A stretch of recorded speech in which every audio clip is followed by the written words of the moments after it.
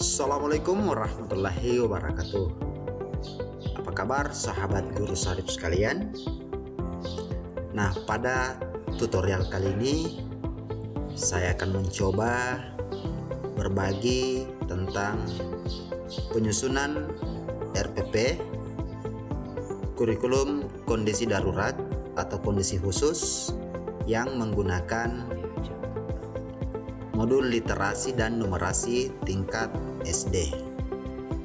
Pada pertemuan atau video sebelumnya, saya sudah berbagi tentang penyusunan silabus menggunakan modul literasi numerasi.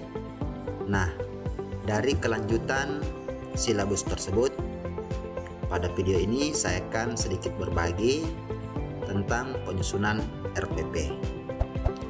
Untuk selanjutnya, simak terus video berikut ini. Nah, pada video sebelumnya saya sudah berbagi silabus untuk tema 3 subtema 3. Khususnya pada video kali ini saya akan mencoba membuat RPP pada hari kedua, di mana hari kedua ini di tema 3 ini yaitu sistem tubuh, subtema 3 peredaran darah dan reproduksi. Adapun indikator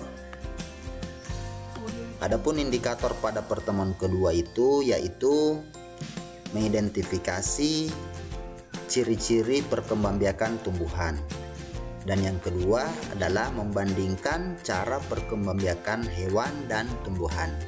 Ini khusus untuk di kegiatan literasi ya.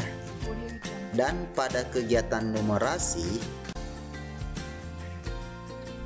ada mengidentifikasi penerapan konsep mean, median, dan modus. Namun pada hari kedua ini fokusnya indikator pada khusus di konsep median ya.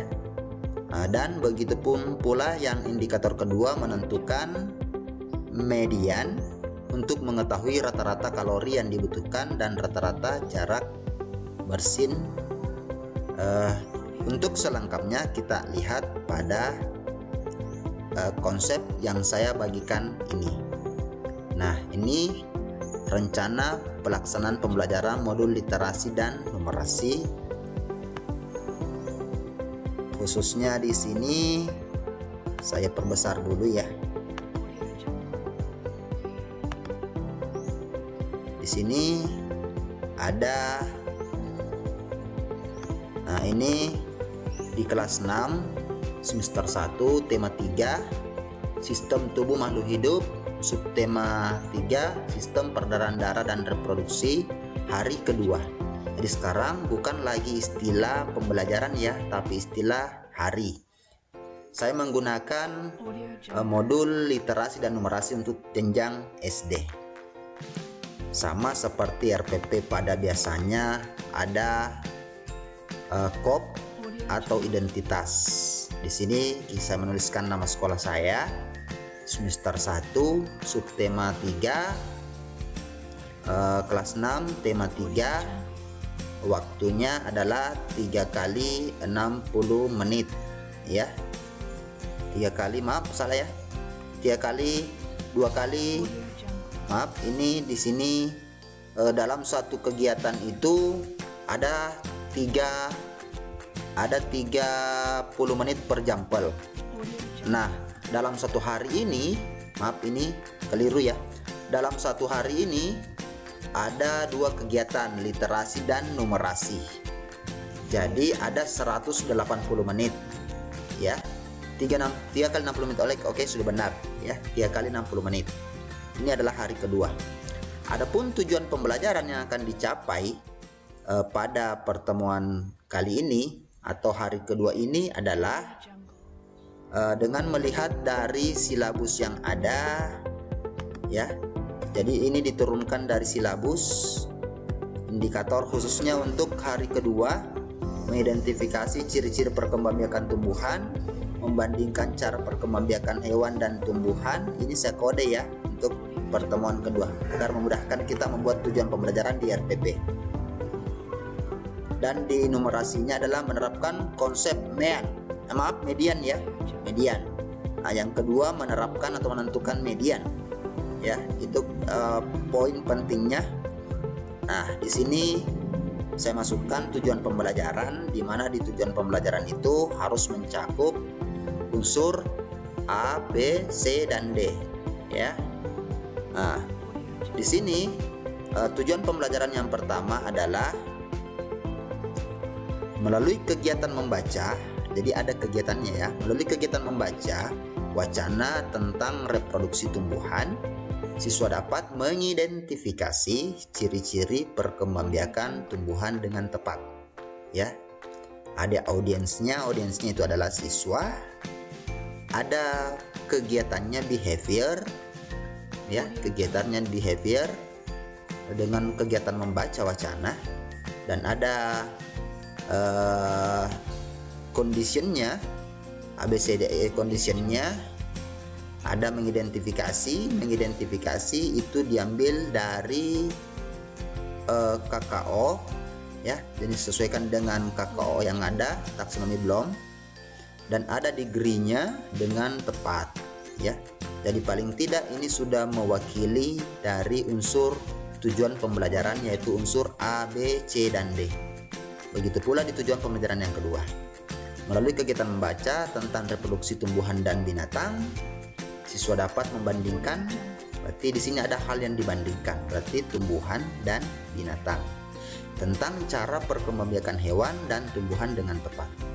Dan yang ketiga adalah melalui kegiatan membaca data serta penjelasan dari guru, siswa dapat menentukan median dan rasio tekanan darah sistolik dan diastolik dengan tepat. Ini diturunkan dari indikator ya, dari KD ke indikator. Artinya ini bagaimana sahabat guru sarip sekalian mengemas indikator untuk bagaimana mencapai pencapaian KD pada pembelajaran tersebut. Adapun langkah-langkah pembelajaran yang saya susun di sini adalah sama seperti biasanya, ada kegiatan pendahuluan, ada kegiatan inti, dan ada kegiatan penutup. Ya. Di sini sudah mencakup kegiatan literasi dan numerasi. Ya, di sini untuk kegiatan pendahuluan saya alokasikan waktu selama 10 menit. Di mana di dalam kegiatan pendahuluan ini ada beberapa kegiatan. Yang pertama adalah guru memulai pembelajaran dengan mengucapkan salam. Nah, bisa juga sahabat guru sarip kalian di sini yaitu menyampaikan pesan pagi. Ya, menyampaikan pesan pagi atau pesan pagi bisa ditempatkan pada bagian apersepsi. Ya, jadi silahkan sahabat guru sarip sekalian mengemas kegiatan pendahuluannya seperti apa. Yang kedua, salah satu siswa diminta untuk memimpin doa sebelum belajar. Ini secara reguler setiap hari berlaku untuk di kelas kita ya. Yang ketiga, melakukan atau mengecek kehadiran siswa atau presensi. Dan yang keempat adalah guru dan siswa membuat kesepakatan kelas untuk membangun komitmen selama pembelajaran. Jadi pada hari ini, pada hari tersebut saya membuat kesepakatan untuk membuat bagaimana siswa nyaman dalam pembelajaran. Jadi bukan guru yang membuat ya, tapi membimbing siswa untuk menyepakati sebuah kesepakatan kelas. Selanjutnya melakukan persepsi dan dengan tanya jawab tentang materi sebelumnya dan mengaitkannya dengan materi pembelajaran yang akan dilaksanakan. Ini bisa dimasukkan pesan paginya di sini, ya, atau bisa di atas bagaimana mengemas pesan pagi tersebut. Selanjutnya menyimak tujuan pembelajaran yang akan disampaikan oleh guru. Ini suatu hal yang sangat penting, di mana siswa akan sadar bahwa tujuan apa yang akan mereka capai dalam pembelajaran tersebut. Dan yang terakhir dalam kegiatan pendahuluan adalah menyimak langkah-langkah pembelajaran. Jadi kita harus menjelaskan bagaimana langkah-langkah pembelajaran yang akan dilakukan pada hari itu, bagaimana teknik penilaiannya, atau karakter apa yang akan dicapai dalam pembelajaran tersebut. Nah, untuk kegiatan inti, silahkan sahabat guru Sarip sekalian memilih model pembelajaran yang cocok dengan materi atau karakter pembelajaran materi tersebut dan karakter siswa yang akan dihadapi. Tentu kita semua sudah paham karakter siswa kita. Nah, di sini saya memilih model Creative Problem Solving atau CPS, baik di kegiatan literasi maupun di kegiatan numerasi. Dan tidak menutup kemungkinan sahabat guru Sarip sekalian bisa memilih lebih dari satu model, ya. Mungkin lain modelnya pada kegiatan literasi dan lain model pada kegiatan numerasi. Silahkan bereksplorasi. Untuk dua kegiatan ini saya alokasikan waktu selama 160 menit. Ya. Yang pertama, adapun perlu kita pahami terkait dengan model pembelajaran kreatif problem solving ini, ada 4 sintak atau langkah-langkah di dalamnya. Yang pertama adalah mengklarifikasi masalah, pengungkapan pendapat, ada evaluasi dan pemilihan, dan ada implementasi. Begitu pula di kegiatan numerasi. Jadi yang pertama di kegiatan literasi. Di sini saya membuat langkah kegiatan inti yang pertama berdasarkan sintak dari creative problem solving, yaitu siswa mengamati gambar proses perkawinan pada bunga matahari. Ya, jadi guru menayangkan gambar tentang proses perkawinan pada bunga matahari. Untuk lebih lengkapnya nanti terdapat pada bagian materi ajar yang saya akan menjelaskan setelah di RPP ini.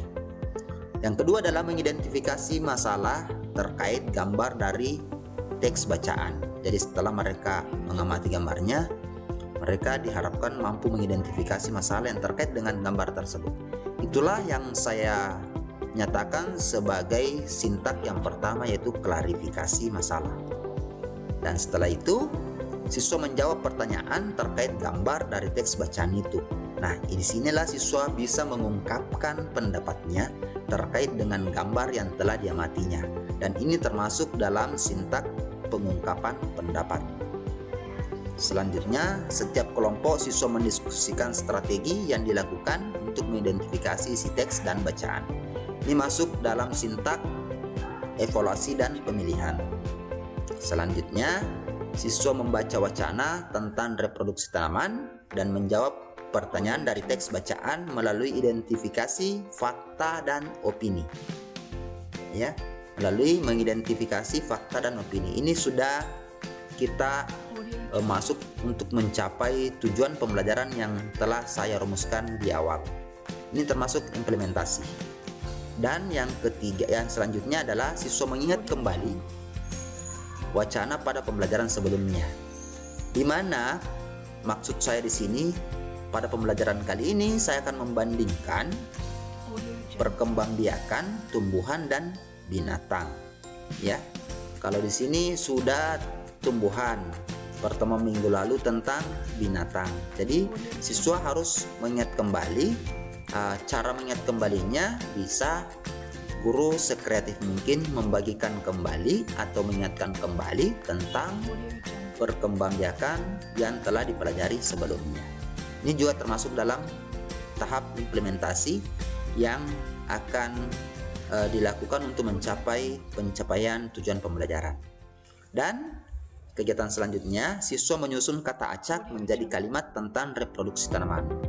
Ini masih terkait dengan membandingkan perkembangbiakan pada tumbuhan.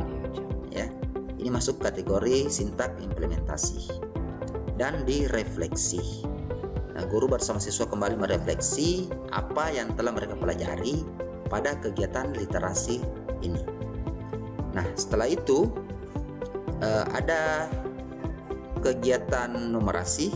Yang pertama adalah siswa mengamati gambar dan membaca data yang disajikan oleh guru. Lanjutkan dengan siswa mengidentifikasi gambar dan data yang disajikan oleh guru, termasuk termasuk dalam klarifikasi masalah. Selanjutnya, siswa mengungkapkan pendapat mereka terkait gambar dan data yang disajikan. Masuk di sintak pengungkapan pendapat. Selanjutnya, siswa dibimbing oleh guru untuk menentukan konsep penentuan median. Nah, ini termasuk evaluasi dan pemilihan. Karena masih dibimbing ya, supaya mereka bisa memilih yang mana akan mereka lakukan atau dengan cara apa mereka lakukan. Selanjutnya, siswa dibimbing untuk menggunakan konsep median dalam menentukan median dan rasio, tekanan darah, sistolik dan diastolik melalui kegiatan ayo mengukur dan berlatih. Ini masuk dalam sintak implementasi. Dan yang terakhir adalah refleksi, sama seperti sebelumnya. Nah, di sini untuk kegiatan penutup saya mengalokasikan waktu selama 10 menit. Jadi 160 tambah 10 dengan di pendahuluan tadi 10 menjadi 180 menit ya. Dengan perhitungan bahwa setiap jam pelajaran itu ada 30 menit 30 menit dalam setiap 1 jam pelajaran. Di kegiatan penutup, di sini saya memberikan sebuah evaluasi pada siswa untuk mengukur bagaimana pencapaian pembelajaran pada hari tersebut, dan merefleksi ini merefleksi semua ya, menggabungkan antara refleksi literasi dan numerasi maupun refleksi terkait dengan teknis-teknis pembelajaran pada hari ini. Jadi refleksi di sini secara umum ya, secara umum. Dan selanjutnya dilanjutkan dengan siswa bersama guru merumuskan kesimpulan pembelajaran. Jadi cara merumuskan kesimpulan itu siswa bersama guru ya, artinya guru cuma membimbing siswa untuk menemukan kesimpulan. Jadi bukan guru yang menuliskan di papan tulis atau di slide tentang kesimpulan yang akan dicapai. Dan selanjutnya guru menyampaikan topik pembelajaran berikutnya, dilanjutkan dengan berdoa untuk mengakhiri pembelajaran, dan dia dilanjutkan dengan memberikan pesan-pesan moral yang terkait dengan apa yang dipelajari pada hari ini, dan diakhiri mengucapkan salam. Untuk penilaian, nah di sini penilaian pengamatan sikap. Jadi silahkan sepakati di awal pembelajaran bahwa sikap apa yang akan dinilai pada hari ini, ataupun secara umum sahabat guru sarip sekalian silahkan mencatat pada jurnal sikap KI1 maupun KI2 tentang sikap yang dimunculkan oleh siswa pada pembelajaran tersebut. Teks pengetahuannya ada penilaian formatif yang sementara pembelajaran berlangsung, ada unjuk kerja atau hasil karya. Ini tergantung ya, tergantung dari sahabat guru sarip sekalian mau mengambil yang mana ya, mau mengambil yang mana yang tepat sesuai dengan materi pembelajaran pada hari tersebut. Tentunya harus dilengkapi dengan rubrik ya. Nah, di sini ada kolom tanggal pembuatan, ada mengetahui kepala sekolah, dan ada mengetahui guru kelas, sama seperti dengan FPP sebelumnya. Nah, di sini bahan ajar. Saya bedakan bahan ajar literasi dan bahan ajar numerasi. Bunga di dalam bunga. Jadi inilah yang diamati atau dibaca menjadi sebagai bahan ajar siswa. Ini diambil dari modul siswa ya. Ada bunga dalam bacaan, bunga dalam bunga. Jadi ini dibaca oleh siswa. Nah, inilah gambar yang saya jelaskan tadi. Siswa mengamati gambar sehingga mereka menemukan, mengidentifikasi masalah. Artinya mereka bertanya apa sebenarnya arti dari gambar ini ya. Kita bisa menanyakan, menyediakan waktu untuk saling bertanya di sini, diskusi terkait dengan gambar ini. Nah, ada penjelasannya dari gambar tersebut, teks. Nah, ini juga merupakan gambar cara lebah membantu perkawinan bunga matahari. Jadi sahabat guru sarip sekalian tidak usah terlalu kaku terhadap konten-konten yang ada di modul. Mari kita bereksplorasi, mari kita berusaha bagaimana memberikan sebuah pembelajaran yang bermakna bagi siswa kita. Ini masih bahan ajar literasi. Nah, di akhir setelah membaca dari bacaan ini, di sini dijelaskan bahwa ada definisi dari fakta dan opini. Inilah yang akan kita gunakan untuk mengidentifikasi bagaimana siswa tersebut dapat mengidentifikasi dari perkembangbiakan pada tumbuhan. Nah, ini bahan ajarnya untuk numerasi, ya. Kelihatannya ini masuk di olahraga ya. Nah, ini yang sering membuat sahabat guru Syarif sekalian agak bingung karena memang ini kegiatan olahraga, namun hal atau KD atau tujuan pembelajaran yang akan dicapai adalah matematika, yaitu menentukan median. Namun datanya diambil dari mata pelajaran PJOK, ya, PJOK. Jadi di sini ada konsep mean, konsep median. Konsep median itu adalah nilai tengah. Nah, seperti ini, ya. Nah, jadi dari kegiatan berlari tadi itu, di sini ada waktu tempuh setelah siswa tersebut berlari. Ada Raka, Ali, Rio, Bintang, Fahmi, Burhan, dan Tara. Ditentukan bagaimana menentukan median. Ini datanya ganjil, ya, 1, 2, 3, 4, 5, 6, 7. Jadi setelah diurutkan mulai dari terkecil sampai ke terbesar, kita tentukan nilai tengahnya di mana. Ini adalah median. Ini untuk data yang berjumlah ganjil. Bagaimana data yang berjumlah genap? Ini perempuan ada 4 orang, genap. Bagaimana cara menentukan mediannya? Jadi langkah yang pertama tetap sama, adalah mengurutkan data mulai dari terkecil sampai ke terbesar. Namun tidak ada yang di tengah ya, karena ini datanya data yang berjumlah genap. Bagaimana cara menentukan mediannya?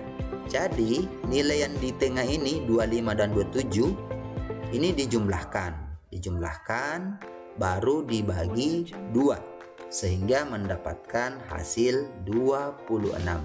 26 inilah yang menjadi nilai median pada data tersebut, ya. Nah, inilah lembar LKPD yang akan dikerjakan siswa, di mana di lembar LKPD itu kita menuliskan kelompok berapa, ketua dan anggotanya. Jadi ini hanya sekedar contoh ya Bapak Ibu sekalian, sahabat guru Syarif sekalian, silahkan berkreasi yang buat yang lebih menarik sehingga dapat memotivasi siswa dalam belajar. Di sini saya bedakan tujuan pembelajarannya, di mana yang pertama literasi, ini sambil dari RPP. Melalui kegiatan membaca wacana tentang reproduksi tumbuhan, siswa dapat mengidentifikasi ciri-ciri perkembangbiakan tumbuhan dengan tepat. Dan yang kedua, siswa dapat membandingkan perkembangbiakan hewan dan tumbuhan dengan tepat.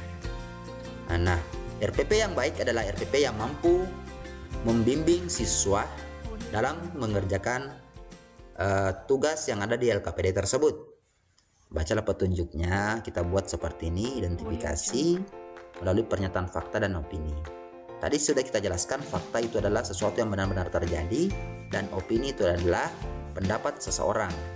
Artinya opini itu belum pasti terjadi. Nah, yang pertama, tanaman dapat berkembang biak secara kawin dan maupun tidak kawin. Ya, secara pembelajaran kita di sini mungkin ada sahabat guru Syarif sekalian bahwa ini masuk di bahasa Indonesia. Namun konten yang dibahas di sini adalah terkait dengan perkembangbiakan pada tanaman. Nah, dengan menjawab ini maka siswa dapat membandingkan, mengidentifikasi perkembangbiakan pada tumbuhan, ya. Jadi kita pahami dulu persepsinya terkait dengan literasi dan numerasi ini. Fakta, opini, ada beberapa nomor di sini, ada 6 nomor. Dilanjutkan dengan yang kedua. Yang kedua di sini adalah menyusun kata acak menjadi kalimat yang efektif. Di sini ada kata perkawinan, matahari, oleh dibantu bunga, proses, dan lebah. Sebelumnya kita harus pahamkan dulu kepada siswa kita bahwa di sini ada kalimat itu diawali dengan menggunakan huruf kapital. Ya, jadi siswa itu sudah mencari di sini yang mana huruf kapital yang pertama adalah proses. Nah, proses ini, ya. Dan di akhir kalimat diakhiri dengan kata yang diikuti dengan tanda titik, lebah. Jadi dengan petunjuk tersebut, siswa sudah bisa mengidentifikasi kata yang pertama menggunakan huruf kapital dan yang terakhir menggunakan titik di belakang. Jadi proses yang pertama, lebah yang di belakang. Untuk di kelas saya pada materi ini saya membuat kegiatan yang berdiferensiasi. Berdiferensiasi itu apa? Menyesuaikan dengan kebutuhan siswa. Siswa saya banyak yang bergaya belajar kinestetik. Jadi saya membuatkan kartu kata seperti ini. Ya, kartu kata seperti ini. Setiap nomor saya bikinkan kartu kata. Saya bagikan kepada siswa saya, yaitu dengan melalui kertas post-it yang bisa ditempel di bajunya.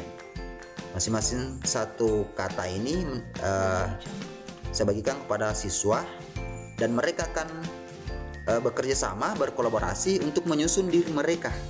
Menyusun diri mereka sebagai perwujudan menyusun kalimat ini, kata ini menjadi kalimat yang efektif. Ya, ini mereka sangat kelihatan seru menikmati sambil memberikan pengarahan kepada temannya bahwa si A ini sebenarnya harusnya berdiri di tempat ini. Ya, nah, ini cuma sekedar contoh bagaimana membuat kegiatan-kegiatan pembelajaran yang menarik bagi siswa. Ini kegiatan 2. Nah, untuk numerasi di sini membaca data beserta penjelasan dari guru, siswa diharapkan mampu menentukan median dan rasio tekanan darah sistolik maupun diastolik dengan tepat. Nah, petunjuknya harus jelas seperti ini. Temukan median dari data yang ada dengan cara mengurutkan bilangan mulai dari yang terkecil sampai ke terbesar. Tentukan nilai tengahnya. Apabila berjumlah ganjil, pilih yang berada di tengah. Apabila datanya berjumlah genap, jumlahkan bilangan yang berada di tengah kemudian dibagi 2. Itulah mediannya. Ya. Nah, seperti ini datanya ganjil, cuma tinggal siswa mengurutkan mulai dari terkecil sampai ke terbesar. Saya beri tanda panah bahwa inilah yang dikatakan median setelah diurutkan. Siswa langsung menulis di sini mediannya berapa. Dan yang kedua adalah contoh data yang berjumlah genap. Ya, jadi siswa tinggal mengurutkan mulai dari terkecil di kolom yang kosong ini, dan ini yang 2 ini akan menjadi median. Dijumlahkan, hasil penjumlahannya dituliskan di sini, terus dibagi 2, dan hasilnya berapa. Inilah mediannya. Jadi LKPD ini bagaimana menuntun siswa untuk memahami konsep dari atau tujuan pembelajaran yang akan dicapai. Nah, untuk rasio kita harus pahamkan kepada siswa bahwa rasio itu adalah perbandingan. Berbicara tentang perbandingan berarti ada 2 data atau hal yang dibandingkan, sistolik ya dan diastolik. Nah, ini cukup mudah membandingkan antara sistolik dan diastolik. Nah, 150 banding per 95, 150 per 95. Nah, mungkin sahabat guru sahabat kalian bingung apa ini diastolik dan sistolik. Terkadang kita datang memeriksa tekanan darah kita ke dokter, menyebutkan bahwa tekanan darah Anda adalah 120 per 80. Sebenarnya inilah maksudnya. Ya, ini yang tinggi dan ini yang rendahnya. Ya, siswa nomor 2 di sini diharapkan mampu menjawab 154 per 98. Ingat, rasio itu adalah perbandingan antara 2 data yang ada. Ya. Setelah itu, saya menyediakan lembar evaluasi untuk mengukur bagaimana ketercapaian pembelajaran, tujuan pembelajaran pada hari tersebut. Jadi ini harus sesuai dengan tujuannya. tumbuhan dapat berkembang biak secara titik-titik maupun titik-titik. Nah, silahkan sahabat guru sarip sekalian, silahkan mengemas evaluasi yang bisa digunakan siswa untuk mencapai pembelajaran pada hari tersebut. Maaf, sama 2. Dan ini rubriknya, rubrik dari evaluasi ini saya temukan seperti ini ya, ada kuncinya, ada skornya, cara perolehan skornya, skor perolehan per skor maksimal dikali 100 ya. Jadi untuk penilaian untuk penilaian sikap silahkan gunakan di jurnal KI1 KI2, cuma perlu disepakati kepada siswa kita sikap apa yang akan dinilai, baik dari KI1 maupun KI2, ataupun secara umum terhadap sikap apa yang muncul pada pembelajaran tersebut ya. Dan ini harus kita ingatkan sebagai bentuk pembiasaan kepada siswa-siswi kita.